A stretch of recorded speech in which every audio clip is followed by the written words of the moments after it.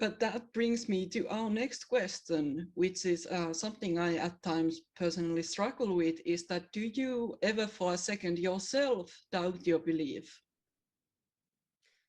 When you say, do I ever for a second doubt my belief, do you mean my belief that there is a God or my belief in whether God will come through for me? Your belief in whether there is a God.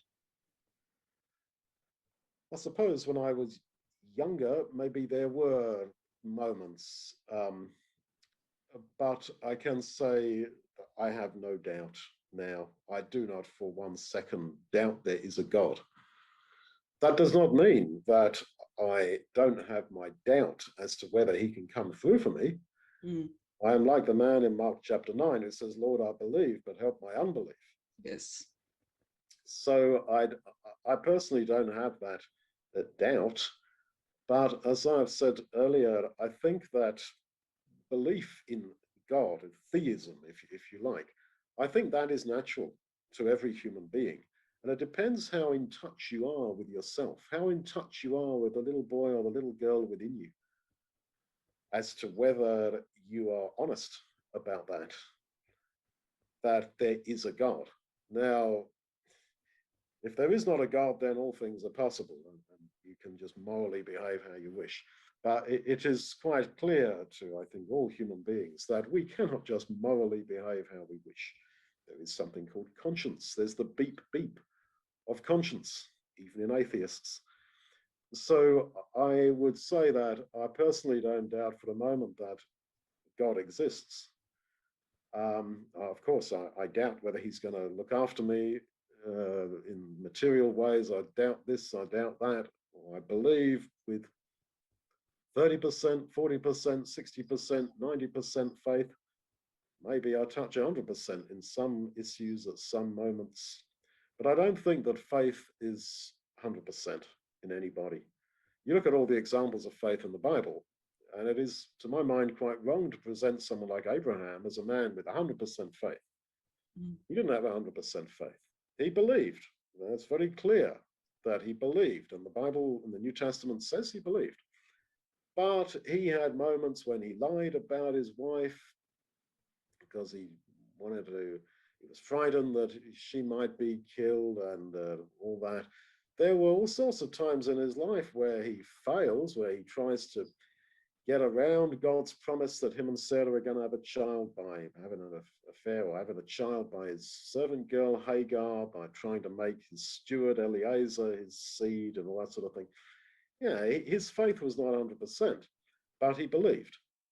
So when people say, oh, I'm such a believer, oh, I believe without any doubt, well, I just think that's unreal. Nobody has got 100% faith in that sense. But if you're saying, do you doubt that there's sort of anybody out there? Do you look up at the sky some nights and think, wow, is there anybody out there? Maybe as a teenager I did, but certainly not now. To me, it is obvious. The evidence is all around you, and it's in your heart, and it's everywhere. There is a God. That I don't doubt. Do I trust him as I should? Well, unfortunately, not completely. But I myself don't have those doubts.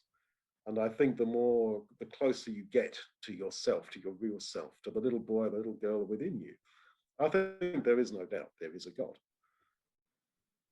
Mm. Yeah, I do have to admit that sometimes for myself, I don't feel as though I ever doubt that there is a God, that there is somebody out there. And that somebody is our God. But it is sometimes it occurs to my mind for just 2 seconds. Am I cuckoo with what I'm doing? With with wanting to do God's work, and am I losing it? But then it immediately comes to me that he's given me a reason to do this, and he is my reason to do this. And I have such a strong motivation to do this, and I'm the type of a person that gets excited about things for 2 days and then forgets about it. This is the one thing that I've only been more and more excited about and more motivated about, possibly ever in my life. So it just shows me that you know, he's out there for us, and we are doing great work for him, and this is what he wants us to be doing, definitely. Here's a thought. Yeah. If we do have doubts, just look at Jesus. I mean, surely one of the reasons that God provided Jesus was to help us, to convince us that there is a man, not God, but a man who lived his whole life without sin. And God came through for him. You know, he was raised from the dead because death could not hold him. God is a fair individual. So just look at Jesus. You can't lose. Definitely, yeah. And just, we must just remember, I guess, or I suppose when and if we have any doubt in what we are doing, we must just remember that the more we become like Jesus, we should always strive to be more like Jesus, and the more alike to him we become, the I guess the more strength we will have in what we are doing. And yeah. Okay. But I think the point I'd like to conclude with is that, you know, the man in Mark 9, Lord, I believe, but help my unbelief. Belief and unbelief can coexist and do coexist. That's why I'm saying that faith is not absolute in anybody. People say, oh, 100% I believe. Well, I doubt. You may 100% believe that God exists, but you totally believe?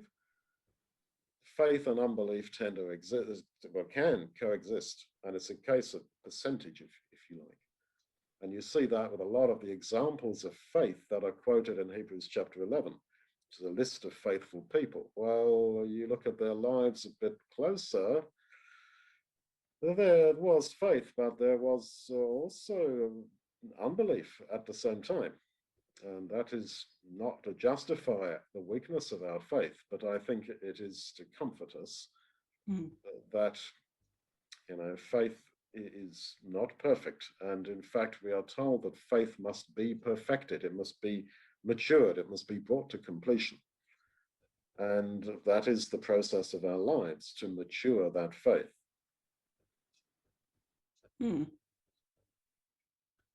Yes. Yeah, I think that's also an important topic to be open about, so that people who oftentimes might how would I put this, people might feel quite bad about having any unbelief, but I think it's important for us to remind them that we might all have some unbelief,